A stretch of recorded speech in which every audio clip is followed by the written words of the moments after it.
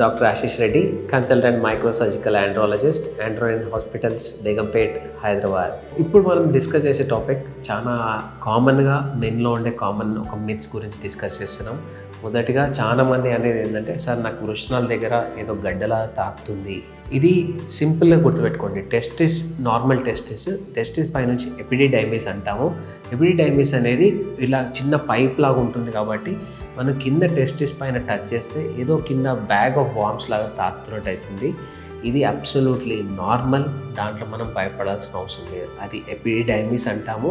Epididymis నార్మల్గా అందరికీ palpable అంటే టచ్ చేస్తే టచ్ అవుతుంటుంది.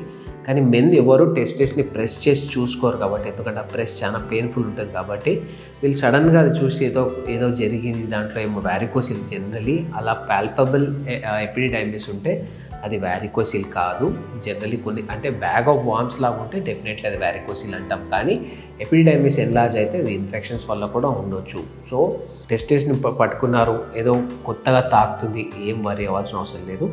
సింపుల్గా అసలు ప్రాబ్లం ఉందా లేదా రూల్ అవుట్ చేసుకుని ఒక స్కాన్ చేయించుకోండి. స్కోటల్ స్కాన్ చేసుకోవడం ద్వారా డెఫినెట్లీ ప్రాబ్లం ఉందా లేదా తెలిసిపోతుంది.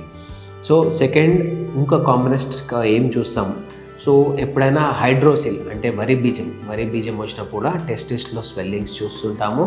అది కూడా చాలా సింపుల్ ప్రాబ్లం. అది కూడా మనం ఫ్లూయిడ్ తీసేస్తే ఆటోమేటిక్గా తగ్గిపోయేంత చిన్న ప్రాబ్లం, మీరు వరి అవ్వాల్సిన అవసరం లేదు. సో ఇవి రెండు రూల్ అవుట్ చేసుకోవాలి. ఒకటి, మనకి హైడ్రోసిల్ ఏమైనా ఉందా అంటే వరి బీజం ఏమైనా ఉందా, లేకపోతే ఇన్ఫెక్షన్స్ ఉన్నాయా.